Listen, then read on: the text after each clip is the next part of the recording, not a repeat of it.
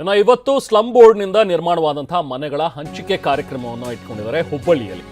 ಈ ಹುಬ್ಬಳ್ಳಿಯ ಮಂಟೂರು ರಸ್ತೆಯಲ್ಲಿ ಕಾರ್ಯಕ್ರಮವನ್ನು ಹಮ್ಮಿಕೊಂಡಿದ್ದಾರೆ. ಇವತ್ತು 5 ಜಿಲ್ಲೆಗಳ ಸುಮಾರು 20,360 ಜನರಿಗೆ ಹಕ್ಕುಪತ್ರವನ್ನು ವಿತರಣೆ ಮಾಡುವಂತಹ ಕಾರ್ಯಕ್ರಮ ಇದೆ. ಇವತ್ತಿನ ಕಾರ್ಯಕ್ರಮದಲ್ಲಿ ಸುಮಾರು 3 ಲಕ್ಷ ಜನ ಸೇರ್ತಾರೆ ಅನ್ನುವಂಥ ನಿರೀಕ್ಷೆ ಇದೆ. ಸರ್ಕಾರದಿಂದ ಮಾಡ್ತಾ ಇರುವಂತಹ ಸರ್ಕಾರದ ಆಶ್ರಯದಲ್ಲಿ ನಡೆಯುವಂತಹ ಒಂದು ಕಾರ್ಯಕ್ರಮ ಇದು. ಇದರಲ್ಲಿ AICC ಅಧ್ಯಕ್ಷರಾಗಿರುವಂಥ ಮಲ್ಲಿಕಾರ್ಜುನ್ ಖರ್ಗೆ ಅವರು ಕೂಡ ಬರ್ತಾರೆ. ಸೊ ಈಗಿರುವಂಥ ವಿಚಾರ ಅಂತ ಹೇಳಿದ್ರೆ, ರಾಜ್ಯ ಸರ್ಕಾರ ಏನೋ ಅಲ್ಲಿ ಹೋಗಿ ಮನೆಗಳ ಹಂಚಿಕೆ ಕಾರ್ಯಕ್ರಮವನ್ನು ಮಾಡ್ತಾ ಇದೆ. ನೋಡಿ, ಅಲ್ಲಿ ಒಂದು ಕಟೌಟ್ಗಳನ್ನು ನೋಡ್ತಾ ಇದ್ದೀವಿ. ಮಲ್ಲಿಕಾರ್ಜುನ್ ಖರ್ಗೆ ಅವರ ಆದಿಯಾಗಿ ಎಲ್ಲ ಕಾಂಗ್ರೆಸ್ ನಾಯಕರುಗಳ ಕಟೌಟ್ಗಳಿವೆ. ಮನೆ ಹಂಚಿಕೆ ಕಾರ್ಯಕ್ರಮ ಸಚಿವ ಜಮೀರ್ ಅಹ್ಮದ್ ಮೂಲಕ ಶಕ್ತಿ ಪ್ರದರ್ಶನಕ್ಕೆ ಪ್ಲಾನ್ ಮಾಡ್ತಾ ಇದ್ದಾರೆ ಸಿದ್ದರಾಮಯ್ಯ ಅವರು ಅಂತ. ಸಿದ್ದರಾಮಯ್ಯ ಅವರ ಆಪ್ತ ವಲಯದಲ್ಲಿ ಗುರುತಿಸಿಕೊಂಡಿರುವಂತಹ ಜಮೀರ್ ಅಹ್ಮದ್ ಖಾನ್ ಅವರು ಈ ಕಾರ್ಯಕ್ರಮದಿಂದ ದೂರ ಉಳಿದಿದ್ದಾರೆ. DCM DK ಶಿವಕುಮಾರ್ ಉತ್ತರ ಕರ್ನಾಟಕದಲ್ಲಿ ಜನಬೆಂಬಲ ತೋರಿಸೋದಕ್ಕೆ ಬಹುಶಃ ಈ ಶಕ್ತಿ ಪ್ರದರ್ಶನ ಕೂಡ ನಡೀತಾ ಇದೆಯಾ ಅನ್ನುವಂಥದ್ದು ಪ್ರಶ್ನೆ. ವಸತಿ ಸಚಿವರಾಗಿರುವಂತಹ ಜಮೀರ್ ಅಹ್ಮದ್ ಅವರು ಇಲ್ಲೊಂದು ಶಕ್ತಿ ಪ್ರದರ್ಶನಕ್ಕೆ ಮುಂದಾಗ್ತಾ ಇದ್ದಾರೆ. ಅಂದರೆ ಸಿದ್ದರಾಮಯ್ಯ ಅವರ ಶಕ್ತಿ ಪ್ರದರ್ಶನ ಕೂಡ ಇದು ಆಗ್ಲಿಕ್ಕಿದೆ. ಮಲ್ಲಿಕಾರ್ಜುನ ಖರ್ಗೆ ಅವರು ಇರ್ತಾರೆ, ಅವರ ಸಮ್ಮುಖದಲ್ಲೇನೆ ಮನೆಗಳ ಹಸ್ತಾಂತರ ನಡೆಯುತ್ತೆ, 3 ಲಕ್ಷದಷ್ಟು ಜನ ಸೇರ್ತಾರೆ. ಇದೆಲ್ಲವನ್ನೂ ಕೂಡ ಒಂದು ರೀತಿ ಶಕ್ತಿ ಪ್ರದರ್ಶನಕ್ಕೂ ಕೂಡ ವೇದಿಕೆಯಾಗಿ ಬಳಸ್ಕೊಳ್ತಾ ಇದ್ದಾರೆ ಅನ್ನುವಂಥದ್ರ ಬಗ್ಗೆ ಚರ್ಚೆಗಳು ನಡೀತಾ ಇವೆ. ಬಟ್ ಇದೇ ಸಂದರ್ಭದಲ್ಲಿ ಈಗ BJP ಕೂಡ ಇದಕ್ಕೆ ವಿರೋಧವನ್ನು ವ್ಯಕ್ತಪಡಿಸ್ತಾ ಇದೆ. ಅದು ಏನು ಹೇಳುತ್ತೆ ಅಂತ ಹೇಳಿದ್ರೆ, ಇವತ್ತು ಸ್ಲಮ್ ಬೋರ್ಡ್ ನಿರ್ಮಾಣದ ಮನೆಗಳ ಹಂಚಿಕೆಯನ್ನು ಮಾಡ್ತಾ ಇದ್ದಾರೆ. ಹುಬ್ಬಳ್ಳಿಯ ಮಂಟೂರು ರಸ್ತೆಯಲ್ಲಿ ನಡೆಯುವಂಥ ಕಾರ್ಯಕ್ರಮ. ಆದರೆ ಪ್ರೋಟೋಕಾಲ್ ಇದೆ, ಶಿಷ್ಟಾಚಾರ ಇದೆ. ಇದು ಯಾಕಂದ್ರೆ ಪ್ರಧಾನಮಂತ್ರಿ ಆವಾಸ್ ಯೋಜನೆ ಅಡಿಯಲ್ಲಿ ಮಾಡಿರುವಂತಹ ಒಂದು ಮನೆಗಳು, ಬರೀ ರಾಜ್ಯ ಸರ್ಕಾರದಲ್ಲ ಇದರಲ್ಲಿ ಪಾತ್ರ ಇರೋದು. ಸೊ ಹಾಗಾಗಿ ಕೇಂದ್ರ ಸಚಿವ ಮತ್ತೆ BJP ಶಾಸಕರು ಅವರನ್ನು ಆಹ್ವಾನಿಸಬೇಕಿತ್ತು, ಆಹ್ವಾನಿಸಿಲ್ಲ. ಸುಮಾರು ಪ್ರಧಾನಮಂತ್ರಿ ಆವಾಸ್ ಯೋಜನೆ ಅಡಿಯಲ್ಲಿ 42,345 ಮನೆಗಳನ್ನು ಮಂಜೂರು ಮಾಡಿರೋದು. ಸೊ ಸಂಪೂರ್ಣವಾಗಿ ಹೈಜಾಕ್ ಮಾಡ್ಕೊಂಡಿದ್ದಾರೆ. ಇದು ಸಂಪೂರ್ಣ ಕಾಂಗ್ರೆಸ್ ಕಾರ್ಯಕ್ರಮ ಅಂತ ಹೇಳಿ ಮಾಡ್ಕೊಂಡು ಬಿಟ್ಟಿದ್ದಾರೆ ಅನ್ನುವಂಥದ್ದನ್ನ BJP ಈಗ ಕಿಡಿಕಾರ್ತಾ ಇದೆ. ಕಾರ್ಯಕ್ರಮಕ್ಕೆ ಕೇಂದ್ರ ಸಚಿವರು ಮತ್ತೆ ಅಲ್ಲಿನ ಲೋಕಲ್ ಶಾಸಕರನ್ನ ಆಹ್ವಾನನೆ ಕೊಟ್ಟಿಲ್ಲ, ಅವರಿಗೆ ಶಿಷ್ಟಾಚಾರ ಉಲ್ಲಂಘನೆ ಮಾಡಿದೆ ಅಂತ ಹೇಳಿ ಆರೋಪಿಸಿ ಪ್ರತಿಭಟನೆಯನ್ನ ಮಾಡ್ತಾ ಇದ್ದಾರೆ. ಇವತ್ತು ಕೂಡ ಒಂದು ದೊಡ್ಡ ಪ್ರತಿಭಟನೆ ಮಾಡಬೇಕು ಅಂತೇಳಿ ಹುಬ್ಳಿಯಲ್ಲಿ ತೀರ್ಮಾನವನ್ನ ಮಾಡಿದ್ದಾರೆ. ದುರ್ಗದ ಬೈಲು ವೃತ್ತದಿಂದ ಬಸವೇಶ್ವರ ನಗರದವರೆಗೂ ಕೂಡ ರ್ಯಾಲಿ ಮಾಡಿದ್ದಾರೆ. ಮಹೇಶ್ ತೆಂಗಿನಕಾಯಿ ಅವರು ಕೂಡ ಮಾತಾಡಿದ್ದಾರೆ ಈ ವಿಚಾರಕ್ಕೆ ಸಂಬಂಧಪಟ್ಟಂತ. ಶಾಸಕರು ಬನ್ನಿ ನೋಡೋಣ.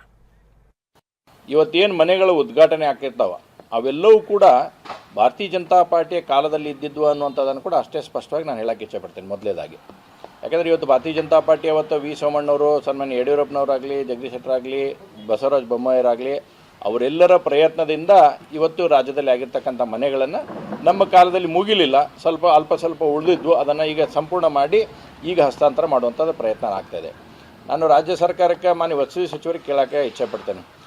ಸರ್ಕಾರ ಬಂದು 2.5 ವರ್ಷ ಆದಮೇಲೆ ನೀವು ಎಷ್ಟು ಮನೆಗಳಿಗೆ ಇವತ್ತು ಕೊಡುವಂಥ ಪ್ರಯತ್ನ ಮಾಡಿದಿರಿ, ಎಷ್ಟು ಮನೆಗಳ ಬಗ್ಗೆ ನೀವು ಯೋಚನೆ ಮಾಡಿದಿರಿ, ಎಷ್ಟು ಮನೆಗಳನ್ನು ಕೊಡ್ತಕ್ಕಂಥ ನಿರ್ಧಾರ ಮಾಡಿದಿರಿ ಅನ್ನುವಂಥದ್ದು ಸ್ಪಷ್ಟನೆ ಕೊಡ್ರಿ. ಮೊದಲು ನಾವು ಉದ್ಘಾಟನೆ ಮಾಡಾಕತ್ತೀವಿ, 42,000 ಮನೆಗಳನ್ನು ಕೊಡಾಕತ್ತೀವಿ ಅನ್ನೋತಕ್ಕಂಥದ್ದು ಒಂದು ಕಡೆ ಐತ್ರಿ. ಆದರೆ ರಾಜ್ಯ ಸರ್ಕಾರದ ಇತ್ತೀಚಿನ ನಿಲುವು ಏನು ಅನ್ನುವಂಥದ್ದು ಹೇಳಬೇಕು. ಇದರಲ್ಲಿ ಕೇಂದ್ರ ಸರ್ಕಾರದ ಸ್ಪಷ್ಟವಾಗಿರ್ತಕ್ಕಂಥ ಪಾಲಿದೆ. ಪ್ರತಿಯೊಂದು ಮನೆಗೆ 1.5 ಲಕ್ಷ ರೂಪಾಯಿಯನ್ನು ಕೇಂದ್ರ ಸರ್ಕಾರದಿಂದ ಕೊಡುತ್ತೆ. ಹುಬ್ಬಳ್ಳಿ ಧಾರವಾಡ ಮಹಾನಗರ ಪಾಲಿಕೆ ಭೂಮಿಯನ್ನು ಕೊಟ್ಟಿದೆ.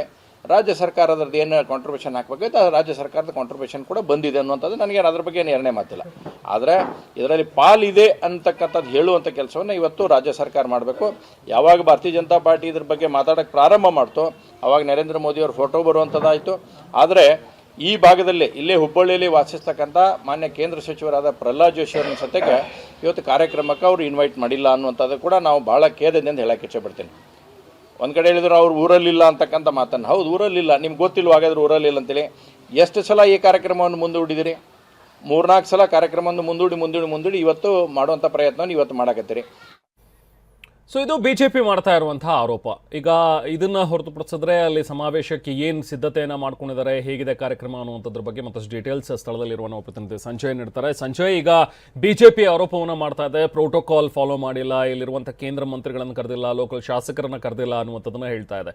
ಸೊ ಇದಕ್ಕೆ ಕಾಂಗ್ರೆಸ್ನಿಂದ ಏನಾದರೂ ಉತ್ತರ ಇದೆಯಾ? ಅವ್ರು ಕರೆದಿಲ್ಲ ಅನ್ನುವಂಥ ಒಂದು ವಿಚಾರಕ್ಕೆ ಸಂಬಂಧಪಟ್ಟಂತೆ. ಜೊತೆಗೆ ಈಗ ಕಾರ್ಯಕ್ರಮಕ್ಕೆ ಹೇಗೆ ಸಿದ್ಧತೆಗಳು ನಡೀತಾ ಇವೆ, ಎಷ್ಟೊತ್ತಿಗೆ ಬರ್ತಾರೆ CM ಖರ್ಗೆ ಇವರೆಲ್ಲರೂ ಕೂಡ? ರೆಹಮಾನ್, ಇವತ್ತು ಹುಬ್ಬಳ್ಳಿ ನಗರದ ಮಂಟೂರು ರಸ್ತೆಯಲ್ಲಿ ರಾಜ್ಯಾದ್ಯಂತ ಸ್ಲಮ್ ಬೋರ್ಡ್ ಮತ್ತು PMGSY ಯೋಜನೆಯಡಿ ನಿರ್ಮಾಣವಂಥ 42,345 ಮನೆಗಳ ಹಂಚಿಕೆ ಕಾರ್ಯಕ್ರಮವನ್ನು ಹಮ್ಮಿಕೊಂಡಿರುವಂಥದ್ದು. ಸರಿಸುಮಾರು ಒಂದು 2.5 ಲಕ್ಷ ಜನ ಈ ಒಂದು ಕಾರ್ಯಕ್ರಮದಲ್ಲಿ ಭಾಗಿಯಾಗ್ತಾರೆ ಅಂತ ಹೇಳಾಗ್ತದೆ. ಆ ನಿಟ್ಟಿನಲ್ಲಿ ಬೃಹತ್ ವ್ಯವಸ್ಥೆಯನ್ನು ಕೂಡ ಮಾಡಿಕೊಂಡಿರುವಂಥದ್ದು. ಮುಂಜಾನೆ 11:30 ಸಮಯದಲ್ಲಿ ಒಂದು ಈ ಕಾರ್ಯಕ್ರಮ ಆರಂಭವಾಗ್ತದೆ. ಎಐಸಿಸಿ ಅಧ್ಯಕ್ಷ ಮಲ್ಲಿಕಾರ್ಜುನ್ ಖರ್ಗೆ ಅವರು ಆಗಮಿಸಿದ್ದಾರೆ. ಜೊತೆಗೆ ಸಿಎಂ ಸಿದ್ದರಾಮಯ್ಯನವರು ಆಗಮಿಸಿದ್ದಾರೆ. ಜೊತೆಗೆ ಅನೇಕ ಸಚಿವ ಸಂಪುಟದ ಸಚಿವರು ಕೂಡ ಈ ಕಾರ್ಯಕ್ರಮದಲ್ಲಿ ಭಾಗಿಯಾಗ್ತಾ ಇರುವಂಥದ್ದು. ಕಾರ್ಯಕ್ರಮಕ್ಕೆ ಸರಿಸುಮಾರು 1200 ಬಸ್ಗಳ ವ್ಯವಸ್ಥೆ ಮಾಡಿರುವಂಥದ್ದು. ಬಂದವರಿಗೆ ಊಟದ ವ್ಯವಸ್ಥೆಯನ್ನು ಕೂಡ ಮಾಡಲಾಗಿರುವಂಥದ್ದು. ಏನೋ ರಾಜ್ಯದ ವಿವಿಧೆಡೆಯಿಂದ ಜನರು ಬರ್ತಾರೆ, ಅವರೆಲ್ಲರಿಗೂ ಕೂಡ ಅಚ್ಚುಕಟ್ಟಾದ ವ್ಯವಸ್ಥೆಯನ್ನು ಮಾಡಿಕೊಂಡಿರುವಂಥದ್ದು.